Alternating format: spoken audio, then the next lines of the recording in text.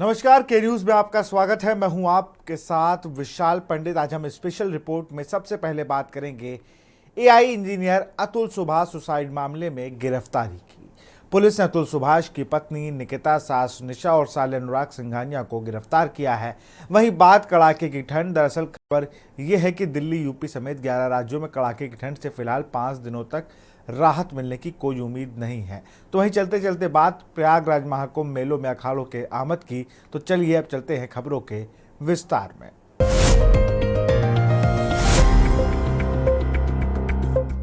AI engineer Atul Subhash suicide मामले में Bengaluru police ने उनकी पत्नी निकिता, सास निशा और साले अनुराग सिंघानिया को गिरफ्तार कर लिया है। ये लोग गिरफ्तारी से बचने के लिए घर छोड़कर इधर उधर छिप रहे थे। पुलिस ने निकिता को गुरुग्राम और साले और सास को प्रयागराज से पकड़ा है। ये रिपोर्ट देखिए। क्या है अतुल सुभाष आत्महत्या घटनाक्रम? एआई इंजीनियर अतुल सुभाष ने 9 दिसंबर को बेंगलुरु में सुसाइड किया था। बेडरूम के सीलिंग फैन से लटक कर लगाई थी फांसी। सुसाइड के वक्त जो टी शर्ट पहनी थी उस पर जस्टिस इज डियो लिखा था। इससे पहले 1.5 घंटे का वीडियो और 24 पन्नों का चिट्ठी लिखी। अतुल ने सुसाइड के लिए पत्नी, ससुराल वालों और न्यायिक व्यवस्था को जिम्मेदार ठहराया था। शादीशुदा जिंदगी के सामाजिक ताने बाने की खामियां गिनाई, साथी के लालच और षड्यंत्र की दास्तां, कानूनी महकमे में भ्रष्टाचार को उजागर किया था। अतुल की शादी 2019 में निकिता सिंघानिया से हुई थी। शादी के 2 साल बाद निकिता ने दहेज उत्पीड़न, पिता की हत्या और अप्राकृतिक यौन शोषण के 9 केस दर्ज करा दिए थे। अतुल ने आरोप लगाया कि इन मामलों को सेटल करने के लिए उनसे 3 करोड़ रुपए की डिमांड की थी। पुलिस की कई दिनों की मशक्कत, टीमों की प्लानिंग, अधिकारियों की सूझबूझ काम आई और अतुल सुभाष आत्महत्या मामले में पुलिस को बड़ी सफलता मिल गई है। बता दें कि बेंगलुरु पुलिस ने इंजीनियर अतुल सुभाष की आत्महत्या के मामले में पत्नी, सास और साले को गिरफ्तार कर लिया है। पुलिस ने बताया कि अतुल सुभाष की पत्नी निकिता सिंघानिया को हरियाणा के गुरुग्राम से गिरफ्तार किया गया। इसके साथ ही निकिता की मां निशा सिंघानिया और भाई अनुराग सिंघानिया को उत्तर प्रदेश के प्रयागराज से गिरफ्तार किया गया।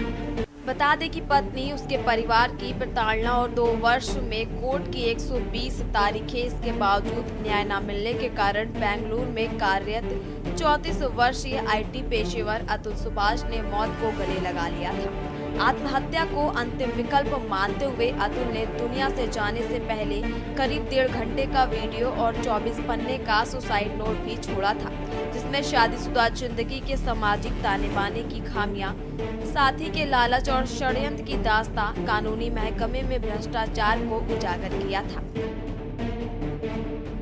हो गई, हमारे पोते को हम कहाँ रखे हुए हैं कि मार दी है कि जिंदा है, वो भी हम नहीं देख पा रहे हैं। हमारी यही गुहार है कि हमारा पोता हमको देखने को और हमारे पास रहे, और कोई गुहार नहीं। जो आपने न्याय की जो मांग की थी उसमें आपको कुछ सफलता मिली है? उसको बहुत बड़ा धन्यवाद है पुलिस वालों को, हमारी कानून व्यवस्था को हम धन्यवाद देते हैं, जो कम से कम मेरी गुहार उन लोग सुन करके और इतना बड़ा हमको राहत दिए है। ये बहुत बड़ी राहत की बात है, कम से कम उन लोग गिरफ्तार तो है। अच्छा, आपने जो कमिटमेंट किया था कि जब तक न्याय नहीं मिलेगा अस्थि कलश का विसर्जन नहीं करेंगे? एकदम हम अस्थि कलश लेके आए, जबकि हिंदू में हमारे यहाँ ऐसा होता नहीं है। अच्छा। और हम पूजा पाठ करने वाले लोग हैं। हाँ। लेकिन तब भी हम लेके आए हैं। न्याय नहीं मिलेगा तो अंतिम यही मेरे पास विकल्प है, और दूसरा कोई विकल्प नहीं है। अतुल सुभाष ने अपने वीडियो में जो है उन्होंने कहा था कि हमें न्याय चाहिए, और न्याय आज जो है तीनों गिरफ्तार हुआ है। एक जज है, क्या कहिएगा उसको लेकर? जज तो क्रॉप थी, तभी तो वो ऐसा किया है। जज तो उससे पैसा मांगती थी, या वो घूस देने वाला आदमी था नहीं। वो तो कहीं भी जाता था तो घूस वाली बात नहीं, आप पेनल्टी कर दो, ठीक है, मैं सरकार को पैसा दूंगा। वो इनकम टैक्स का पैसा देता था, बिजनेसमैन का इनकम टैक्स का पैसा छुप सकता है, लेकिन उसका तो नहीं छुपता था। तो क्या अब अस्थि कलश का विसर्जन करेंगे? अभी कैसे करेंगे? अभी न्याय मिला कहाँ? अभी भी मेरे ऊपर केस है, अभी भी मेरे पर केस है। 16 तारीख एक नया केस उसने हमारे पोते के नाम पर और डाला है, मेंटेनेंस का, जिसका 16 दिसंबर को तारीख है। पोते के नाम पे क्या केस था पूरा? क्या उसको 40,000 से पेट नहीं भर रहा था, इसलिए वैसे ही बंद है। आज क्या कहिएगा? आज यही कहना है कि पोता हमको चाहिए। यदि हमारे प्रधानमंत्री हैं मोदी जी, योगी जी हैं, नीतीश जी है, तेजस्वी जी है, और जो हमारे नेतागण हैं, रामनाथ जी हमारे बगल के हैं। हमको गुहार उनसे यही है कि मेरा पोता हमको मिले, और कोई गुहार नहीं है। तीनों की गिरफ्तारी में क्या कहिएगा?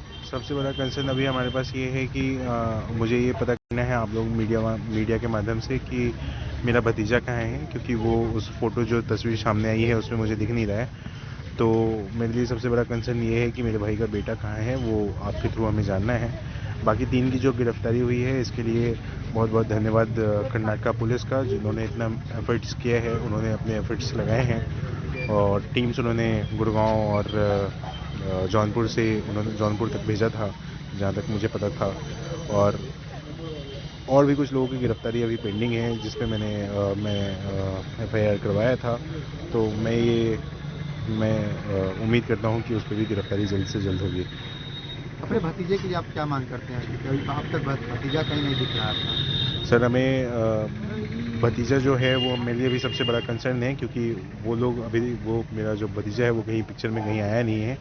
तो मेरे लिए बहुत बड़ा कंसर्न ये है कि वो कहाँ है, किस स्थिति में है, ये मुझे जानना है। आप मीडिया के माध्यम से शायद आप लोग पता करवा के हमें पता चल सके कि कहाँ है वो।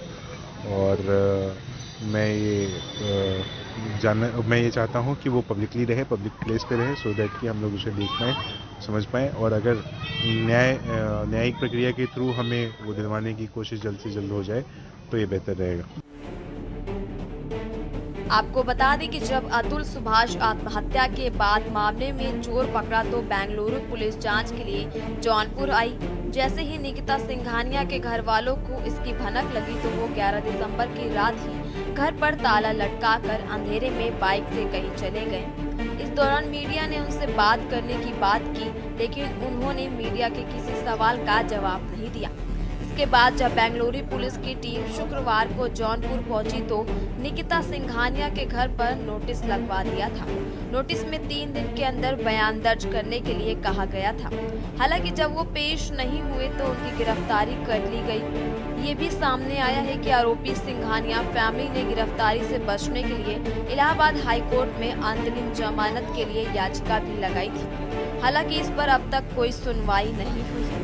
दरअसल मामले में मराठा हल्ली पुलिस ने अतुल के भाई विकास कुमार की शिकायत पर अतुल की पत्नी निकिता सिंघानिया समेत 4 लोगों के खिलाफ BNS की धारा 108 और 35 के तहत FIR दर्ज की थी। निकिता सिंघानिया, उसकी मां निशा सिंघानिया, भाई अनुराग सिंघानिया और चाचा सुशील सिंघानिया के खिलाफ FIR दर्ज की गई थी। स्पेशल डेस्क के न्यूज इंडिया। देश के कई राज्यों में शीतलहर का प्रकोप जारी है, जिससे लोग कड़ाके की ठंड का सामना कर रहे हैं। पहाड़ों पर बर्फबारी होने से उत्तर पूर्वी राज्यों के तापमान में गिरावट दर्ज की गई है। राष्ट्रीय राजधानी दिल्ली और उसके बाद NCR इलाके में भी ठंड का असर बढ़ा हुआ है। सर्दी से बचने के लिए लोग अलाव और गर्म कपड़ों का इस्तेमाल कर रहे हैं। ये रिपोर्ट देखिए। सर्दी का सितम जारी, दिल्ली यूपी समेत 11 राज्यों में कड़ाके की ठंड। शीतलहर और कोहरे का अलर्ट। IMD ने बताया 5 दिन तक नहीं मिलेगी राहत। उत्तर पश्चिम भारत में शीतलहर से जनजीवन बेहाल। पहाड़ों पर हुई बर्फबारी और शीतलहर ने देश के मैदानी इलाकों में ठंड बढ़ा दी है। दिल्ली यूपी समेत 11 राज्य शीतलहर की चपेट में है। मौसम विभाग ने अभी राहत की उम्मीद से इनकार किया है। वहीं देश के दक्षिण राज्यों में बारिश का कहर जारी है। नई दिल्ली में मौसम विभाग ने बताया कि उत्तर पश्चिम भारत में अगले 5 दिनों तक शीतलहर जारी रहने के आसार हैं। वैज्ञानिक डॉक्टर नरेश कुमार ने बताया, पंजाब, हरियाणा, उत्तर प्रदेश एवं राजस्थान एवं सेंट्रल इंडिया, मध्य प्रदेश में भी कोल्ड वेव की कंडीशन है। उन्होंने कहा, IMD की परिभाषा के मुताबिक अगर टेम्परेचर थ्रेश होल्ड 4 डिग्री या उससे नीचे चला जाए तो उसे कोल्ड वेव कहते हैं, और अगर 2 डिग्री हो जाए तो उसको सीवियर कोल्ड वेव कहते हैं। जम्मू कश्मीर के बारे में उन्होंने कहा कि वहां अलग अलग जगहों पर बारिश और बर्फबारी की संभावना है। एक्चुअली बात यह है कि अभी तक हम वेट कर रहे हैं स्नोफॉल का। अभी तक स्नोफॉल नहीं आ रहा है, क्योंकि हमारी भी यही दुआ है अल्लाह पाक से कि जल्द से जल्द स्नोफॉल आ गए, क्योंकि जो यहाँ पे खुशकसाली हो रही है इसकी वजह से बच्चे बीमार हो रहे हैं, या बूढ़े जो हमारे घर में हैं, माएँ बहनें हैं, उनको बाहर निकलना दुश्वार पड़ रहा है, क्योंकि जो खुशकसाली हुई है इसकी वजह से उनको खांसी जुकाम की वजह से बहुत ही तकलीफ हो रही है उनको। कल से यहाँ पे बहुत ही ज्यादा ठंड है, सुबह माइनस हो रहा है, तो अगर यहाँ पे कुछ बर्फबारी हो जाएगी श्रीनगर में तो थोड़ा सा बहुत ही फर्क पड़ जाएगा इसमें। तो ये बताइए कितने दिक्कतों का सामना करना पड़ेगा? अभी आप खुद देख सकते हैं कि ठंड कितनी है, बहुत ही ज्यादा ठंड है, बच्चे भी बहुत ज्यादा बीमार हो रहे हैं क्योंकि खुशकसाली हो गई है। अगर थोड़ा सा कुछ बर्फ या बारिश गिर जाएगी तो बहुत कुछ फर्क हो जाएगा। कोहरे को भी लेकर अलर्ट। शीतलहर के अलावा मौसम विभाग ने घने कोहरे को भी लेकर अलर्ट जारी किया है। आईएमडी बुलेटिन के मुताबिक 16 से 18 दिसंबर के दौरान चंडीगढ़, हरियाणा, पश्चिमी उत्तर प्रदेश के अलग अलग इलाकों में देर रात और सुबह के समय घने कोहरे की स्थिति बने रहने की संभावना है। 17 दिसंबर की सुबह तक असम और मेघालय और नागालैंड, मणिपुर, मिजोरम और त्रिपुरा में भी कोहरा छाया रहेगा। दिल्ली एनसीआर के इलाकों में भी रात और सुबह में कोहरा छाए रहने की संभावना है। वहीं बता दें कि दिल्ली में कड़ाके की ठंड पड़ रही है। मौसम विभाग का कहना है कि इस वीकेंड दिल्ली के तापमान में बढ़ोतरी हो सकती है। हालांकि सुबह, शाम और रात के समय धुंध छाए रहने की संभावना है।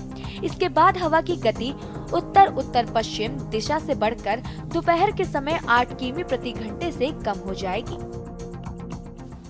देखिए, अभी क्या है कि कल अगर आप north west India as a whole बात करें, थोड़ा डिप हुए हैं, तो इस समय ऑलमोस्ट पूरा north west India starting from Punjab, Haryana, Uttar Pradesh, even Rajasthan, even central India, Madhya Pradesh also cold wave to severe cold wave conditions prevail हो रही हैं। जनरली हम कोल्ड वेव कब कहते हैं? जब हमारा जो टेम्परेचर है थ्रेशोल्ड 4 डिग्री हो या उससे नीचे चला जाए, और अगर 2 डिग्री हो जाए तो हम उसको सीवियर कोल्ड वेव कहते हैं। अभी आप देखेंगे क्लाउड पैच आपको दिख रहा है जहाँ पे जम्मू कश्मीर में यहाँ एक वेस्टर्न डिस्टर्बेंस है, इसके प्रभाव से जम्मू कश्मीर में आने वाले 2 दिनों में आइसोलेटेड रेनफॉल, स्नोफॉल हो सकता है, लेकिन प्लेन्स पे इसका कोई इफेक्ट नहीं है रेनफॉल के हिसाब से, लेकिन टेम्परेचर पे इफेक्ट कर सकता है। और आज जो टेम्परेचर्स हैं वो थोड़ा बहुत राइज हो सकते हैं बाय 1 to 2 डिग्री, लेकिन उसके बाद फिर नॉर्थ वेस्टर्ली विंड रहेंगी। इसलिए जो प्रिवेलिंग कोल्ड वेव कंडीशंस हैं नॉर्थ वेस्ट इंडिया में, आप मान के चलिए कि 4-5 दिन ऑलमोस्ट ऐसा ही रहेगा, थोड़ा बहुत वेरिएशन हो सकता है, और मोरलेसली कोल्ड वेव कंडीशंस आने वाले 5 दिनों में रहेगा। पहाड़ों पर बना है मौसम शुष्क। उधर पहाड़ों पर मौसम शुष्क बना हुआ है। दिन में चटक धूप निकल रही है, वहीं शाम होते ही कड़ाके की ठंड पड़ रही है। मौसम विभाग ने उत्तराखंड में मौसम शुष्क रहने की संभावना जताई है। ये सिलसिला 18 दिसंबर तक रहेगा। राज्य की राजधानी देहरादून में शनिवार को तापमान सामान्य से 3 डिग्री बढ़कर 24.6 डिग्री सेल्सियस तक पहुंच गया, जबकि रात का न्यूनतम तापमान 3 डिग्री सेल्सियस गिरावट के साथ 4.8 डिग्री सेल्सियस रिकॉर्ड किया गया। स्पेशल डेस्क के न्यूज इंडिया। तो यहाँ रुकते एक छोटे से ब्रेक के लिए।